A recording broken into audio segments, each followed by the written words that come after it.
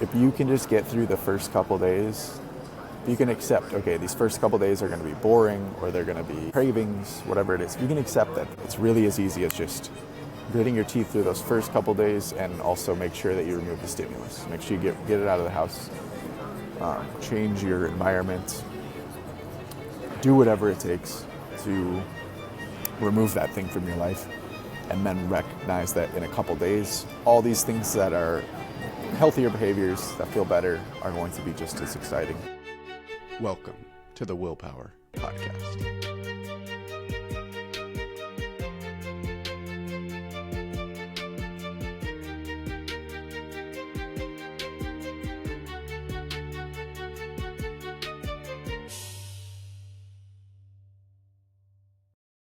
We're at the airport. It's going to be an interesting podcast, but not something I've done before quite like this. As you can see, my hair is grown out. If you look at the video, my beard's grown out. It's time to cut both of those down. It's interesting how growing reveals the hair loss. It's funny, my receding hairline is so much more clear. Whereas when I have a buzz cut or completely bald, and it's just stubble, it's almost impossible to notice. It looks like I have a normal hairline, if not slightly receding. So interesting. I guess that's a good topic. That's something I've never really talked about on here, but like balding, male pattern balding, something in my family for sure. All of my uncles, my dad, cousins are already being taken out by it. It's a real thing. For me, I've honestly never been too afraid of it. I kind of realized my freshman year of college that it was coming. At that point, it was still not something that was going to be like a huge factor. It wasn't like noticeable, but was enough where I noticed it. I knew it was coming, and I just kind of accepted, like, I'm going to have to be bald one day. And so ever since then, I've just been ready for it. And I think honestly, the worst part of balding is being in the in-between state, the point before you shave it completely, where you kind of don't know, like, I know how bald I look when I look in the mirror, but I don't know how other people see it. I don't know if other people are like, oh, this guy's clearly balding. So that's the part I don't like, being bald, because then it feels like it's clear. Okay, I'm fucking bald. Here I am. This is my head. There's no confusion about it. So anyways, that's just a quick side note about my appearance right now. So first I wanted to talk about, this is something I've wrote about on my Substack a few times, but it has come top of mind because I've been traveling, visiting family the past couple of weeks. First my own family, and then my girlfriend's family for the past week. And yeah, it's been, first of all, a whole shakeup. I have, barely gotten any work done, it feels like. So parts of me feel bad that I didn't, but I did take a couple days off completely, where it was just like, I'm not working. That was Thanksgiving and Black Friday. I intentionally took those days off. And there are a number of reasons for that.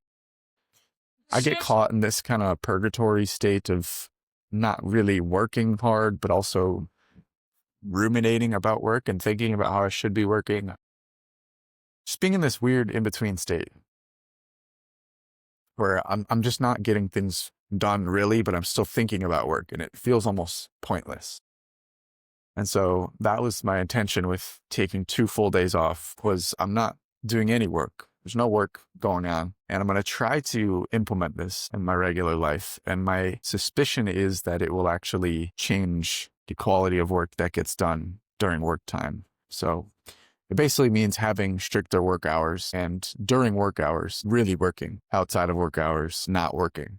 It's just even if I were to work outside of work hours, I'm sure that will happen. It is a focused, like, okay, I am working now. It's not like I'm doing some light tasks while I'm watching TV. It's one or the other. I think there's a much better quality of life that comes from having full focus on whatever is going on, being fully engaged with life, whatever that is that's happening. But that is to say, these past 2 weeks have been kind of just like lazy, doing a lot of work, doing a lot more like entertainment type activities, more like YouTube, more TV. I was watching Breaking Bad with my girlfriend, going back through that. She hasn't seen it. And so we watched the first season and a half. That was fun. I very much enjoyed doing that. But I've also realized that, and also sleeping in, that's another thing. Sleeping in, eating a little worse. And so I'm realizing that my brain is becoming more accustomed to a certain level of dopamine. And without getting too scientific, I think an understanding of dopamine as just like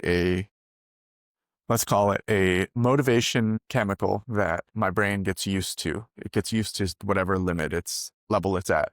And so that's an important piece of it. Is when you're more used to a certain level of dopamine, that becomes the expectation. And so your brain becomes used to what it has been exposed to in recent memory. So if I am constantly exposing myself to these high entertainment, high dopamine activities, it's going to be much harder for me to go into lower dopamine activities. My brain will crave those high ones. It continues to crave them, but the experience of those activities themselves don't feel like a high dopamine activity. It just feels baseline now. It becomes normal. So if whatever that looks like for you, if you watch porn all the time and then you want to be intimate, have sex with your partner, maybe it doesn't feel as exciting because you're used to this insanely high stimulation. And I think it's important to recognize that you can feel the same level of excitement and level of motivation for something just by not experiencing super high levels of it in other ways. So to go on the sex analogy, if you don't watch porn and you don't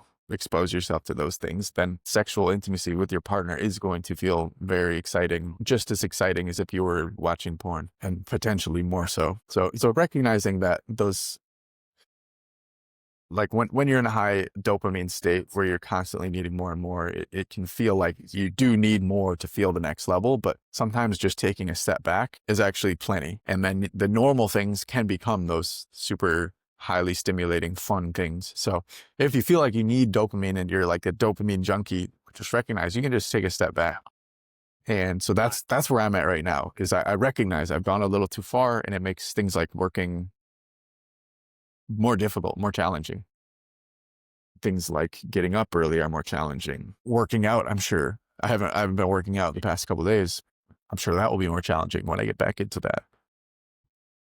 My plan is just to take the time to reset my dopamine levels and pull back the stimulation a bit. And yeah, like I said, that just taking it a step back, resetting those levels, going back into a kind of more calm, peaceful rhythm of existence, of life, it's not like I live a less exciting life because of that. It's just that the things that are less stimulating become more fulfilling and more exciting inherently, where going into work and working on something that I'm excited about is just as exciting as turning on a TV show would have been previously, or going to see friends becomes more exciting and more fun and more engaging. I had an episode a while back with my friend Diego Flores, and he says I made a comment about how happy he always seems. Whenever I see him, he's in a great mood. And he said, yeah, that's because I manage my dopamine when I'm alone. And so then when he's out meeting people and he sees people he knows, he's always in a good mood, because it's just like the world is inherently stimulating to him. Whereas if you're constantly used to being bombarded with stimulation, the external world might not, we kind of go out in a fog. It doesn't seem as fun. So that's where I'm at with my travels. Again, recognizing that, yes, I'm in this weird state where I don't feel super healthy or super energized. I feel a little bit, a little bit lower and a little like I need a little extra something. And so going through this next day or two is going to be just resetting that, going back into, okay, I'm just going to be not doing a lot, taking down the stimulation. It's going to be boring. It's not going to feel amazing. That's okay. It's going to reset everything. And then from there, I'm back. And that's one of the beautiful things about the dopamine systems is if you can remove the stimulus or stimuli, all the different things, if you can remove those and you can also get through the first withdrawal period, you basically can reset your whole system in a matter of days. So I think that's a good thing to think about if you're stuck in any kind of phone use or entertainment, porn, food, anything like that. Just recognize, like, if you can just get through the first couple of days, if you can accept, okay, these first couple of days are going to be boring or they're going to be cravings, whatever it is. If you can accept that the first couple of days are going to be that way, it's really as easy as just gritting your teeth through those first couple of days, and also make sure that you remove the stimulus. Make sure you get it out of the house, change your environment, do whatever it takes to remove that thing from your life, and then recognize that in a couple days, all these things that are healthier behaviors that feel better are going to be just as exciting. Working on something is going to be more fun. You're going to want to build stuff. Like, all of that is going to be so much better, whatever that looks like for you. I was watching a YouTube video about morning routines, which is kind of it's like a cringe topic, I feel like, but So this guy claims he has the scientifically proven morning routine. And so I just want to walk through what it looks like. I didn't quite finish the video, but the first thing he says is to put your alarm clock under your bed. And first of all, this is huge. Get an alarm clock. Don't use your phone as an alarm clock. I think that for me, that's made a big difference in my life, is getting my phone out of my bedroom. I don't use an alarm clock. I use my watch. There's no reason you need specifically an alarm clock, but just find something that's not your phone. Alarm clocks are the easiest because you can get them so cheap. And then he says to put it under your bed. That's one thing I can't really do with my watch. But he says, put it under your bed, forces you when it goes off to get up and get down and reach under your bed and grab it. And then from there, he's like, as soon as you're on the ground, you turn off your alarm clock, exercise, start moving. And so he's doing push-ups and bicycle crunches, whatever it is, burpees. I like this idea. This is a fun one. Funny story. I do the weight I have a friend who had contact with Lex Friedman randomly, and he has a Aerodyne bike right next to his bed. It's literally as soon as he wakes up, he's on the bike sweating. So I'm going to try this out. And in this video, the guy claims 4 minutes of exercise is all you need. And so I just get my heart rate up, get going right away. So exercise. After that, it's the cold shower. So you get your heart rate up, you start sweating, get right in the cold shower. This is also kind of already what I somewhat do. I don't do it necessarily immediately when I wake up, but I do always do a cold shower after waking at some point. It's not always right away, but at some point. So cold shower. And then from there, he says, your brain is basically amped up. It's ready to go. It's in its top state. And then he's nail your first top priority of the day, your hardest task of the day, set a 5 minute, for 5 minutes, just do that thing. And this is an interesting one because this kind of requires some kind of system of organization system, I suppose, knowing what your most challenging task is. Because something for me where I'm I don't even know what that would be. And also, obviously, I think when everyone hears that, and it was my first reaction as well, 5 minutes, what are you really going to get done in 5 minutes? Is that enough time to even get into a problem? I don't know. Maybe it is. I feel it would take at least a couple minutes to fully get your brain into the problem contextually. But I do like the idea of kind of getting your brain ready and then just kind of loosing it on a problem. All right, we just did all this exercise, a cold shower, go. This is when you're set to go. He also talks about the dopamine stuff that I talked about briefly earlier and how you're basically at your top dopamine state because there's been no scrolling, no food yet, no kind of bullshit that you're messing your brain with. It's just been strictly routine. It's been disciplined activities that set you up for this moment. And they were a little bit challenging. Each one was a little challenging to where now you can kind of let your brain go, let it just sick it on the problem. So I like the idea. And he also makes the statement about 5 minutes being not a limited thing. You don't have to stop at 5 minutes, but that you start with at least 5 minutes. And then from there, he says to eat some kind of healthy, non-processed breakfast. For me, I tend to not eat breakfast immediately when I'm in a normal routine. For whatever reason, it doesn't always jive the best. I suppose it depends on what you're eating. For him, he had a completely unprocessed, uncooked, it was a cucumber and nuts and something else, avocado. So that kind of meal, speaking of dopamine, that's a good meal, a good low dopamine meal. Where it's if you're used to eating a bunch of shitty food, you're not going to want to eat that. But if you're in the habit of eating that stuff, it's actually all very good tasting, nutritious food. So I like the concept of that type of breakfast. But I don't know if I fully agree with even needing to eat breakfast for myself. There are days where I operate better, just not taking the time and not putting that digestive burden on myself and just kind of leaving that till later in the day after lunch, or I guess at lunch would be, I meant afternoon. The other piece I don't love about this is, for me, I work really well when I get outside in the morning. The past couple weeks before my travels, I was making a priority of getting outside for 10 minutes every single morning. And that really, at least based on my grooves analysis, which was based on maybe 3 weeks of data, that made a huge difference. That was a 1 point difference in my overall well-being out of 10, which is nuts. So for me, getting outside right away in the morning seems to make a big difference. So I think I would fit that into that routine. It might increase the overall duration. So his was 15 minutes, so that might put mine at 25 or 20 if I take out something else. If I take out the breakfast, then probably 20. But I do like this idea of the short The thing with morning routines is they can get very like long. Sometimes when I wake up, I just want to get to work. I just have something I'm excited about, and I want to use the time when I'm kind of like best set for getting to work and just let myself go and let myself get into it. So that's what I tend to do. I tend to wake up and just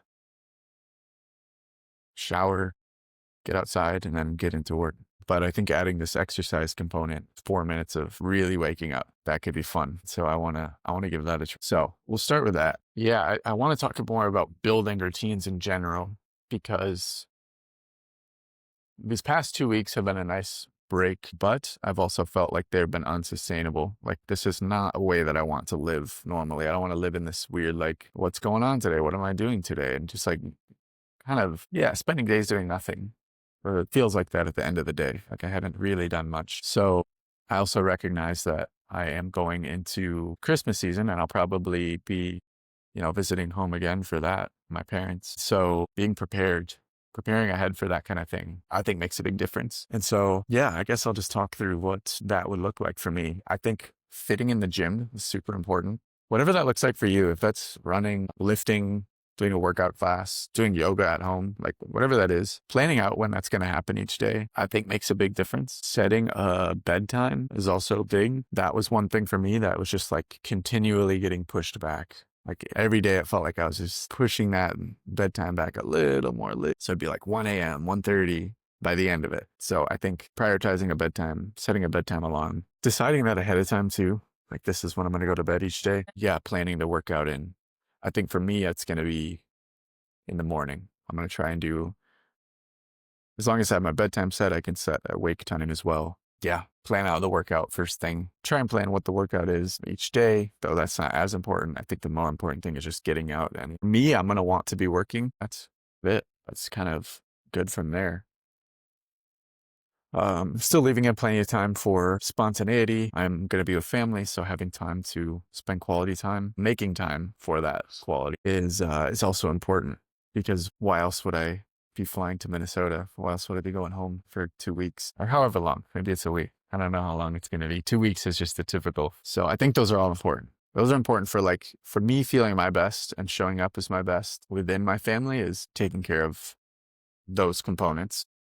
Workouts, work time, all of those those make a big difference. I'm trying to think now. So a couple of years ago, me and my sister did a month-long challenge. And one of the components of the challenge was waking up at 7 a.m. every morning.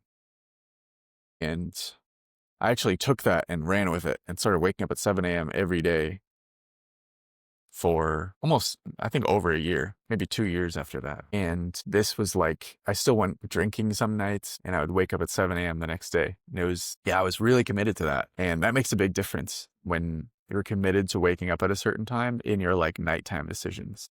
Because even though I would go out drinking still, there was always the thought in the back of my mind, was just like, yeah, but I still got to get up at 7 a.m. And I ended up quitting alcohol, kind of on an unrelated. It wasn't because I was waking up early, but this thing about waking up early, including the weekends, really adds a continuity element to life. It's not like weekdays are different than weekends. Like every day is the same wake up time, same bedtime, except for some days. And yeah, it makes a big difference. So I'm thinking now, maybe some kind of sleep time is a consistent bedtime makes sense. Only thing with bedtimes is they're a little bit harder to control. With wake times, I can always decide to wake up at a certain time. Like there's no reason that I would ever be forced to sleep. But with bedtimes, there is that I can be forced to be awake, or not forced, but there are things that can happen late at night that I want to be a part of, but I can't control. I guess stand-up comedy, open mics is like one really clear example of like, if I want to be a part of that, they tend to go later and be later in the night. But with that being said, I suppose I could try a midnight bedtime. I feel like that's another good thing that I have not been following is removing caffeine, for the reason that caffeine can act as and this is on the sleep topic as well. Caffeine can act as a way to cover up sleep problems. Almost like a painkiller is like a way to avoid or to hide like genuine signals that your body gives you. Caffeine works the same way, where if you're super tired, like maybe there's a reason for that, and maybe there's a genuine solution, like something that hits the base problem, which is poor quality of sleep. Caffeine will cover that up. It will allow you to feel energized in the moment in a way that ends up it doesn't add to your total energy. The total sum, the area under the curve is not going to be any greater for total energy, but you can feel better in the moment, lets you forget about that problem with sleep, and it will stop you from like prioritizing that, feeling like it needs to be solved. So that's something for me, message to self, because I've definitely been increasing the caffeine over these 2 weeks. Yeah, using it a lot more than I was before. I'm probably around like 1 or 2 cups of coffee every single day. Whereas before it was like a cup of coffee twice a week and then black tea the other days. It's good to be aware of that as well. There's definitely other things that have been going on. I think an interesting thing in my life right now is this like being in this state of not making money and having just that in the back of my mind. This idea that is this fact that I'm not like running out of money, but I know that I'm not in a sustainable place in terms of income versus expenditures. More money's going out than is coming in. So I think there's a little bit of anxiety around that, a little bit of feeling of uncertainty, and just this like gloomy, like something bad is happening. I can't keep doing this. And it's true, I can't keep. Something will have to change. Ideally, it's just that the app starts to find some traction. And I do think Grooves has, again, I still believe in it 100%. I believe it has the potential for that, but it's going to require some extra diligence and a lot of just like hard, continuous work, where every day is me going at the same problem. And it's a weird thing. It's almost like solving a math proof, like a math proof that you don't know the way to the answer. You don't know how to solve it. That's what this feels like, because I believe there's a solution. I believe there's a place where Grooves is making, has tons of satisfied users, and that includes plenty of paid users. But I don't know the way to that yet.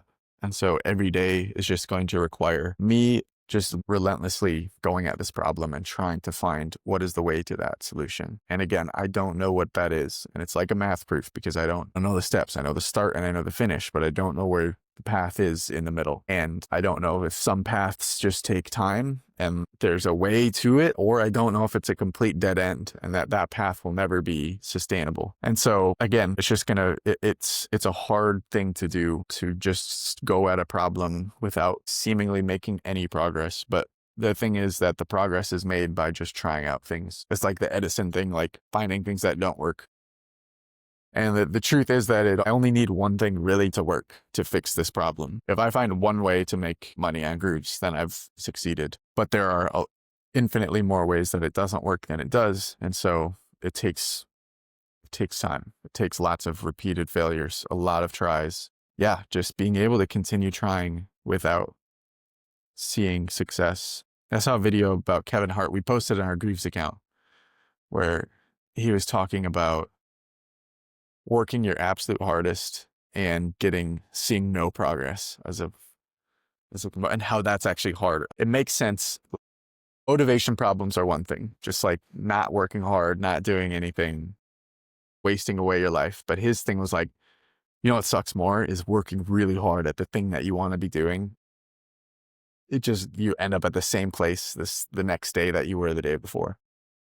That's almost just as like defeating and killer as just not wanting to do anything. So I think I've let that get to me the past couple months. The first few months of Grooves where I was just building and it wasn't out yet, I didn't have any like feedback yet. Those were fine. Those were like motivating. I just left my job, I was working fully on this one project. I'm super excited to be doing it. And then app came out and I started to like continue working hard and just not see any progress from my hard work, or not no progress, but not progress that meant like, oh, this is working. This worked. It was like very slow progress. And that was just like, that just kills motivation. It's so defeating. So it's a good reminder to myself that this solution still exists out there. And it's just up to me to continue relentlessly searching for that one solution that's going to work. And there's plenty of solutions out there. I'm sure there's, obviously plenty of ways to make an app successful, but I've just had to find one. Just need to find one. So I'm going to keep just fucking going for it, continuing to search, continuing to fail. Going to keep failing, and I'm going to keep trying. And yeah, I fully believe if I just keep trying, if I just keep going at it every single day, everything I got, there's no way I don't find it. This feels good. This is a fun little impromptu airport solo episode. Remember to check out Grooves. I think it's a very valuable app if you're interested in building a positive routine, building a way of living that you feel good about and that makes you feel good, it's a great app for that. The free version now includes basically everything you need. The only thing it doesn't include is full access to Groove's AI, which is the chatbot that helps you it helps you come up with new ideas for habits. It helps you understand the statistics, all that stuff. It's just kind of a way to use the app with something to just decipher it for you so that you don't have to be searching around for stuff and trying to figure out what you should be doing. It helps in that way. So I think it's, it's a cool tool. It's worth the $5 a month, but if you're not the type of person who pays for apps, then just try the free version. It's going to give you plenty of stuff. Gives you lots of understanding about what your habits do to you, how they impact you. And it's a good way to just have a daily routine itself, like the app, just to check in. So give that a look, give that a try. Yeah. Thank you for listening. Means a lot. Listen, feel free to always comment. Yeah, I read those. So I see when they come through. And yeah, you can comment on Spotify or YouTube, either one. Yeah, subscribe if you like this kind of stuff, like what I'm talking about. Or like I said, leave me a comment. Let me know what you'd be more interested in. And I'm happy to share any of my thoughts, any of my opinions on whatever. All right. Bye, everybody.